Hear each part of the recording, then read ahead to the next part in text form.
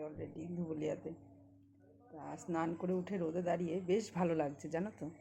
চলে আসলাম পুজো দিতে, ঠাকুর ঘরে যাচ্ছি, আর সেটাই তোমাদের সাথে শেয়ার করব। তা একটু কিছুক্ষণ রোদে দাঁড়িয়ে থাকছি, বেশ ভালো লাগছে, আরাম লাগছে, কারণ খুব ঠান্ডা ঠান্ডা হাওয়া বইছে।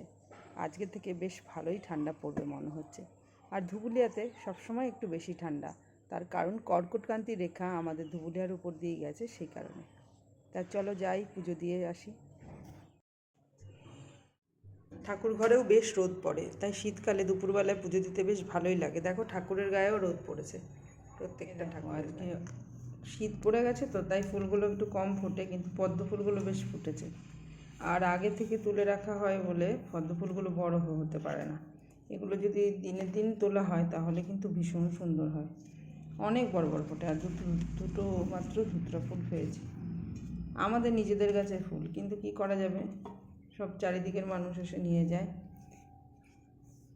কাশি জবা, এগুলোকে কাশি জবা বলে।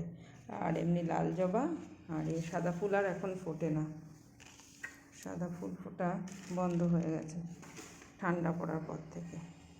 তাও যে কটা পেয়েছি বেশ ভালোই, তাই না বলো? খুবই সুন্দর লাগছে। আমার ঠাকুরদের পুজো দেওয়া হয়ে গেছে, সব ঠাকুরকে ফুল দিয়ে সাজিয়ে দিয়েছি। এবার আরতি করলেই পুজো সমাপ্ত হয়ে যাবে। ঠাকুরের কাছে প্রার্থনা করি সবাই ভালো থাকো, সুস্থ থাকো। এখনকার মতো ব্লগটা তাহলে শেষ করছি।